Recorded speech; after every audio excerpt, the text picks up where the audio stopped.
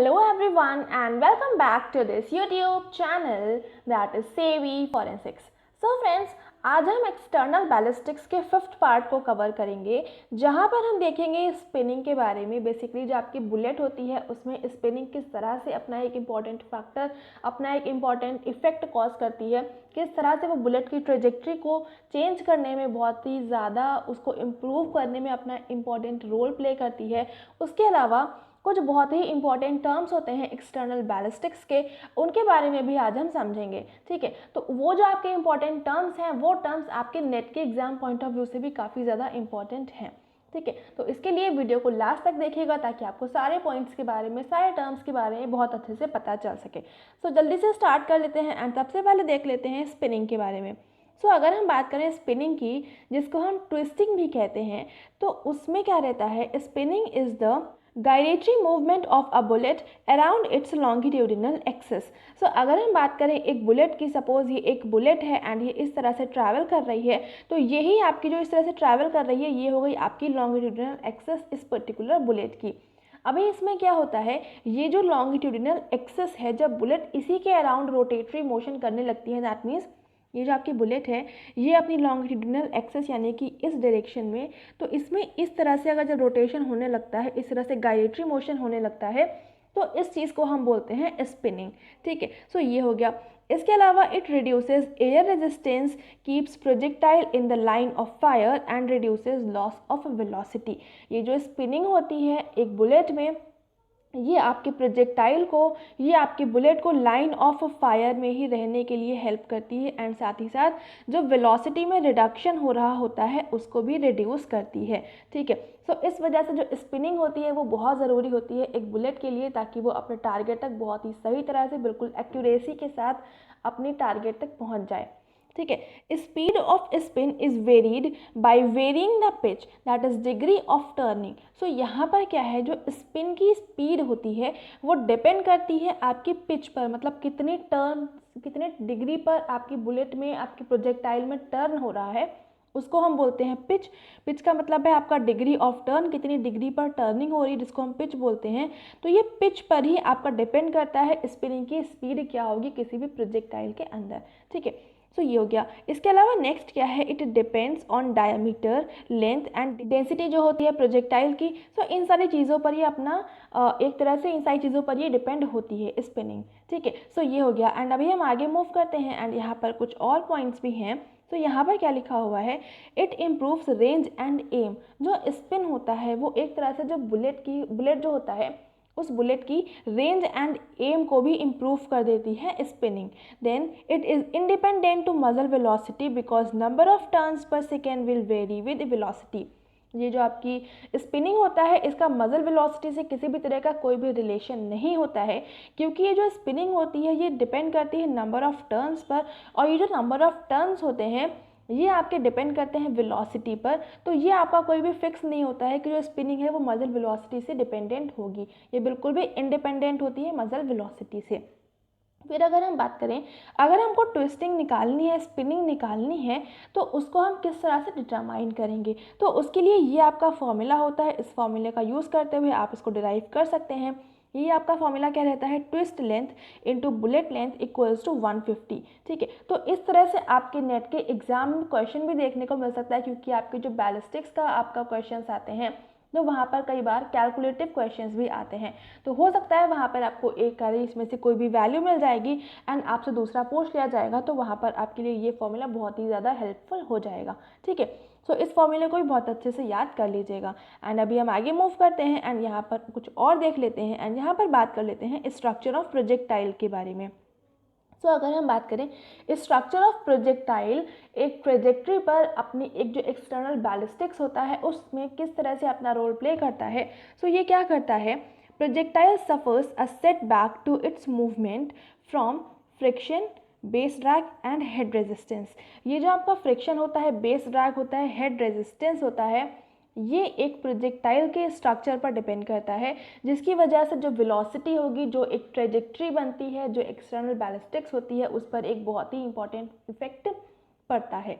ठीक है, तो यहाँ पर अगर हम बात करें फ्रिक्शन की, तो जो फ्रिक्शन होता है बेसिकली एयर के इंटरेक्शन होता है मेटल मॉलिक्यूल्स के साथ में। जो आपका प्रोजेक्टाइल होता है, प्रोजेक्टाइल में जो भी मेटल्स प्रेजेंट होते हैं उस मेटल के मॉलिक्यूल्स का इंटरेक्शन होता है एयर के साथ में, जिसकी वजह से ये एयर रेजिस्टेंस, ये जो आपका फ्रिक्शन होता है, ये फ्रिक्शन लगता है।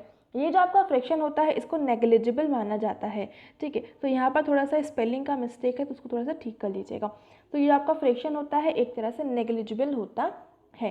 देन हम बात करें बेस ड्रैग की, तो बेस ड्रैग में क्या होता है, it is due to vacuum created by its own forward movement, it has been reduced considerably in both tailed and streamlined bullets. Base drag जो होता है इसको जनरल लैंग्वेज में हम एयर रेजिस्टेंस भी कह सकते हैं, ठीक है।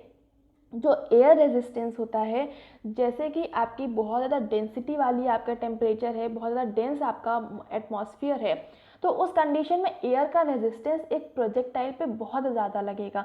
लेकिन यहीं पर अगर एयर की डेंसिटी बहुत कम है तो उस कंडीशन में क्या होगा, रेजिस्टेंस बहुत ही नेग्लिजिबल होगा। नेग्लिजिबल तो नहीं कहेंगे लेकिन बहुत ही कम होगा कंपैरेटिवली, ठीक है। सो इस तरह से जो आपका बेस ड्रैग होता है वो आपका एयर रेजिस्टेंस होता है, एंड वो डिपेंड करता है आपका जो आपका प्रोजेक्टाइल होगा उसके स्ट्रक्चर पर, उसके साथ साथ जो वेदर की कंडीशन होती हैं, जो आपकी डेंसिटी होती है एयर की उस पर भी। लेकिन बेसिकली अगर हम बात करें प्रोजेक्टाइल के स्ट्रक्चर की, तो जैसे कि आपकी कुछ आपकी boat tailed and streamlined bullets होती हैं, इसके अलावा और बहुत सी अलग अलग टाइप के स्ट्रक्चर्स होते हैं बुलेट के। सो अगर हम पर्टिकुलरली इन दोनों की बात करें, सो इन दोनों में क्या रहता है, जो इनकी नोज़ होती है वो बहुत शार्प होती है। तो यहाँ पर आपके जो बेस ड्रैग लग रहा होता है, जो रेजिस्टेंस लग रहा होता है, उसको ये बहुत ही इजीली क्रॉस कर लेती हैं। तो इस वजह से क्या होता है, इसमें बहुत ज़्यादा रिडक्शन देखने को नहीं मिलता है, क्योंकि इसमें जो बेस ड्रैग होता है इसको ये बहुत ही इजीली क्रॉस कर लेती हैं, इसको बहुत ही इजीली रिड्यूस कर लेती हैं, जिसकी वजह से वेलोसिटी में उतना ज़्यादा रिडक्शन देखने को नहीं मिलता है। तो ये जो बेस ड्रैग होता है ये कितने प्रोजेक्टाइल पर कितना लगेगा वो डिपेंड करता है स्ट्रक्चर पर। तो स्ट्रक्चर ऑफ प्रोजेक्टाइल बहुत अलग अलग टाइप के प्रोजेक्टाइल्स होते हैं। तो अगर आप लोगों ने मेरा प्रीवियस वीडियो नहीं देखा है जहाँ पर मैंने राइफल फायर आर्म्स एंड जो आपके स्मूथ बोर फायर आर्म्स होते हैं उन दोनों में किस किस तरह के प्रोजेक्टाइल्स यूज़ करे जाते हैं, तो वो वाला वीडियो ज़रूर से देख लीजिएगा, क्योंकि वहाँ पर मैंने आपको बहुत सारे टाइप के प्रोजेक्टाइल्स बताए हुए थे, अप्रॉक्सीमेटली 10 to 15 और मोर देन शायद बताए थे। तो उसको ज़रूर से देख लीजिएगा, वो आपके एग्जाम पॉइंट ऑफ व्यू से बहुत ही ज़्यादा इंपॉर्टेंट है। तो जब आपको वो समझ में आ जाएगा कि कितने टाइप्स के प्रोजेक्टाइल होते हैं, तो फिर आपको ये भी समझ में आ जाएगा कि किस टाइप के प्रोजेक्टाइल में बेस ड्रैग कितना ज़्यादा लगेगा, कितना कम लगेगा, ठीक है। देन हम बात करें हेड रेजिस्टेंस की। So head resistance is directly proportional to the head area. जो हेड रेजिस्टेंस होता है वो जितना ज़्यादा हेड का एरिया होगा उतना ज़्यादा रेजिस्टेंस लगेगा हेड के ऊपर, जिसको हम नोज़ कहते हैं। जैसे कि मान लीजिए ये एक बुलेट है, तो यहाँ पर इसको हम नोज़ बोलते हैं, इसी को हम हेड भी कह सकते हैं। अगर ये वाला जो एरिया होगा ये ज़्यादा होगा तो यहाँ पर ज़्यादा रेजिस्टेंस लगेगा, यहाँ पर अगर एरिया कम होगा तो यहाँ पर कम रेजिस्टेंस लगेगा। तो ये सिंपल सा चीज़ होती है, डायरेक्टली प्रोपोर्शनल होता है हेड रेजिस्टेंस आपके हेड एरिया के। तो ये हो गया स्ट्रक्चर ऑफ प्रोजेक्टाइल के बारे में। एंड अभी हम आगे मूव करते हैं, एंड यहाँ पर कुछ और भी इम्पॉर्टेंट पॉइंट है। यहाँ पर क्या है, the efficiency of shape of projectile to overcome the air resistance is measured in terms of coefficient of reduction which is also termed as form factor, ठीक है। सो जो एक प्रोजेक्टाइल का शेप होता है उस शेप को एक एयर रेजिस्टेंस को ओवरकम करने की जो एफिशिएंसी होती है उसको हम मेज़र करते हैं in terms of coefficient of reduction. इसको हम फॉर्म फैक्टर भी कहते हैं। तो जो ये आपका फॉर्म फैक्टर होता है जिसका अदर नेम है, जनरली ये यूएस के टर्म्स में बोला जाता है। ये आपका फॉर्म फैक्टर यूएस के टर्म्स में बोला जाता है एंड जनरली इसको कोएफिशिएंट ऑफ रिडक्शन बोलते हैं, ठीक है। It varies with shape and nose of base of bullet. जो आपका शेप का नोज़ का शेप होता है और जो एक बुलेट का बेस होता है, मान लीजिए ये आपकी बुलेट है, इस बुलेट में ये आपकी बुलेट है इस तरह से कुछ, तो इस बुलेट में यहाँ पर ये जो है ये आपका बेस हो जाएगा एंड ये जो है ये आपकी नोज़ होती है, ठीक है। तो ये होता है बेस एंड नोज़। तो इस पर आपका डिपेंड करता है ये कोएफिशिएंट ऑफ रिडक्शन या फिर form factor. The difference in air resistance is referred to in ballistics as the form factor and is given by the symbol I। ये जो आपका air resistance में जो difference निकल कर आता है उसको हम फॉर्म फैक्टर बोलते हैं बैलिस्टिक्स में। बैलिस्टिक्स में जो एयर रेजिस्टेंस निकल के आता है एक बुलेट के ऊपर, उसको हम बोलते हैं फॉर्म फैक्टर। एंड ये जो आपका फॉर्म फैक्टर होता है इसको हम आई से डिनोट करते हैं, ठीक है। तो ये हो गया यहाँ तक आपके जो फॉर्म फैक्टर होता है उसके बारे में। एंड अभी हम यहाँ पर एक बात और कर लेते हैं बैलिस्टिक कॉफिशिएंट के बारे में, जो बहुत इंपॉर्टेंट है। यहाँ से आपके प्रीवियस ईयर पेपर में क्वेश्चन भी देखने को मिला है। तो इस वजह से बैलिस्टिक कॉफिशिएंट क्या होता है ये आपको पता होना बहुत ही ज़्यादा इंपॉर्टेंट हो जाता है। तो यहाँ पर the larger the ballistic coefficient the better the bullet will retain its velocity and the lower the bullet drop for any given distance. तो जो आपका बैलिस्टिक कॉफिशिएंट होगा वो जितना ज़्यादा होगा, जितना लार्जर होगा, उतना ही एक बुलेट की कैपेबिलिटी होगी अपनी वेलोसिटी को रिटेन करने की। जितना आपका ज़्यादा बैलिस्टिक कॉफिशिएंट होगा उतनी अच्छी रिटेनिंग पावर होगी एक बुलेट की अपनी वेलोसिटी को रिटेन करने की। एंड उतना ही कम बुलेट का ड्रॉप होगा उस पर्टिकुलर कितने भी पर्टिकुलर डिस्टेंस को ट्रैवल करने के लिए। बुलेट के ड्रॉप का मतलब मैंने आपको समझाया था, जब हम फायरिंग करते हैं तो फायरिंग करने में आपका जो टारगेट होता है वो डिस्टेंस, थोड़ी सी डिस्टेंस पर होता है। तो अगर हम बिल्कुल सीधे से फायर करेंगे तो बुलेट अपने टारगेट तक नहीं पहुंच पाएगी, क्योंकि उस पर कुछ रेजिस्टेंस लगता है एंड थोड़ी सी ग्रेविटी लगती है, जिस वजह से उसका जो ट्रैवलिंग का पाथ होता है वो थोड़ा सा कर्व हो जाता है। तो इसकी वजह से जो बुलेट का ड्रॉप होता है, यहाँ पर जो आपका बुलेट का ड्रॉप हो रहा है इसको कंपनसेट करने के लिए थोड़ा सा एंगल बना के फायरिंग करनी होती है, ताकि वो अपने टारगेट तक बहुत ही इजीली पहुंच जाए। तो इसकी वजह से जो आपका बुलेट का ड्रॉप होता है, तो जितना अच्छा बैलिस्टिक कॉफिशिएंट होगा उतना ही कम यहाँ पर बुलेट ड्रॉप को देखने को मिलेगा, ठीक है। तो ये हो गया।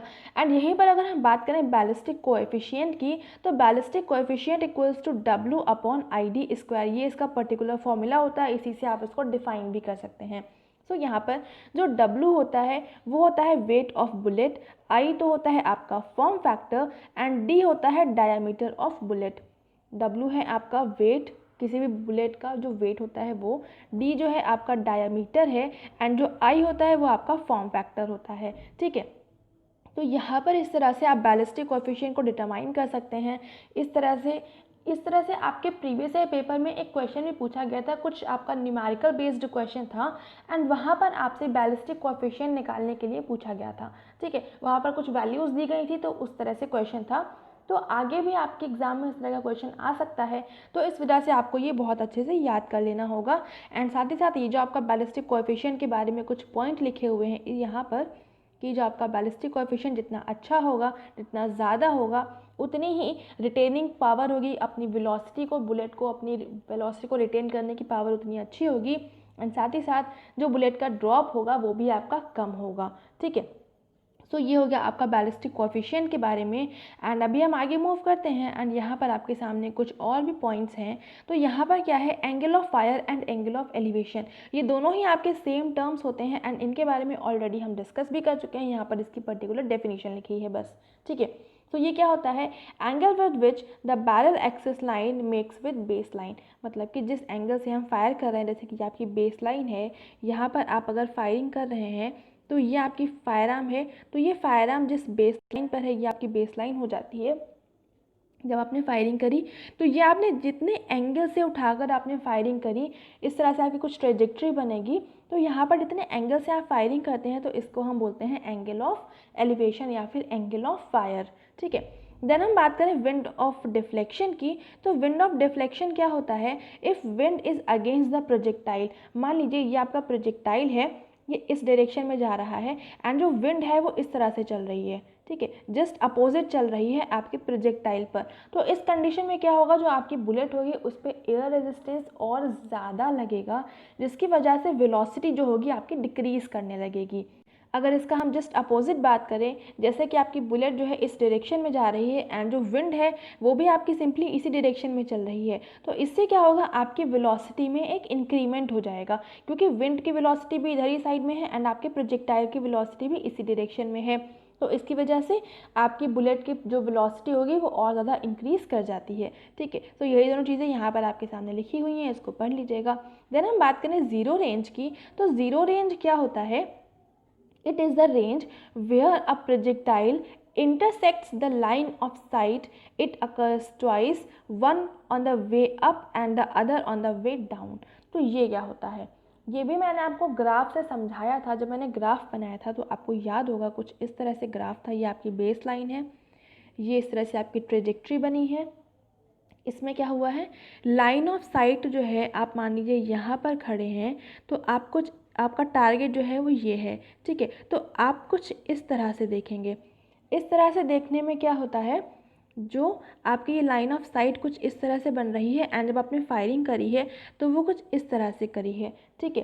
तो यहाँ पर क्या होता है, जो आपका प्रोजेक्टाइल होता है वो एक इमेजनरी जो लाइन होती है, लाइन ऑफ साइट जो होती है, उसको 2 बार क्रॉस करता है। 2 बार कैसे, एक बार तो जब ऊपर जा रहा होता है उस टाइम पर, सेकेंड टाइम जब ये नीचे जा रहा होता है उस टाइम पर।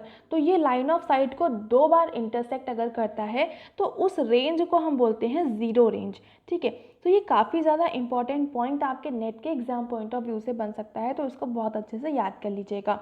बेसिकली यहाँ पर क्या है, 2 तरह के आपके 2 बार ये ज़ीरो रेंज लगती है। एक बार जब आपका प्रोजेक्टाइल ऊपर जा रहा होता है, ऊपर जाते टाइम पर जब लाइन ऑफ साइट को इंटरसेक्ट करता है। दूसरे टाइम जब नीचे आ रहा होता है एंड उस टाइम पर जब लाइन ऑफ साइट को इंटरसेक्ट करता है, उसको हम बोलते हैं ज़ीरो रेंज, ठीक है। सो ये हो गया, एंड ये काफ़ी ज़्यादा इंपॉर्टेंट आपका टर्म है, तो इसको बहुत अच्छे से समझ लीजिएगा। आपके एग्जाम में इस तरह से क्वेश्चन देखने को मिल सकता है, ठीक है। एंड अभी हम आगे मूव करते हैं, एंड यहाँ पर हम बात कर लेते हैं टेम्परेचर के बारे में। टेम्परेचर के बारे में मैंने आपको इंटरनल बैलिस्टिक्स में भी बताया था, तो इसको अब यहाँ पर भी देख लेते हैं कि एक्सटर्नल बैलिस्टिक्स में ये किस तरह से अपना एक इफेक्ट कॉज करता है। अगर हम बात करें टेम्परेचर की, और टेम्परेचर जो है आपका कोल्ड कंडीशन है, कोल्ड टेम्परेचर है, तो कोल्ड टेम्परेचर में क्या होगा, डेंसिटी ज़्यादा होगी। जब डेंसिटी ज़्यादा होगी तो एयर रेजिस्टेंस और ज़्यादा लगेगा। जब एयर रेजिस्टेंस ज़्यादा लगेगा किसी भी प्रोजेक्टाइल पर, तो उसकी वेलोसिटी में क्या होगा, ऑब्वियसली डिक्रीमेंट होगा, वेलोसिटी आपकी डिक्रीज करेगी।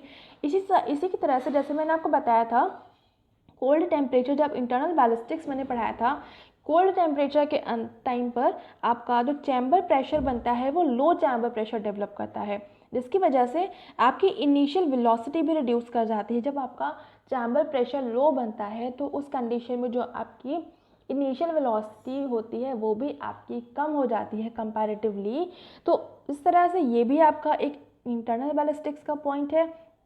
सिमिलरली जब आपकी इनिशियल वेलोसिटी ऑलरेडी कम होगी, देन जब वो बाहर आया तो बाहर आने पे उस पर रेजिस्टेंस और ज़्यादा लगा क्योंकि डेंसिटी बहुत ज़्यादा थी, तो उसकी वजह से जो आपकी प्रोजेक्टाइल था उसकी वेलोसिटी और भी ज़्यादा कम हो जाती है, ठीक है।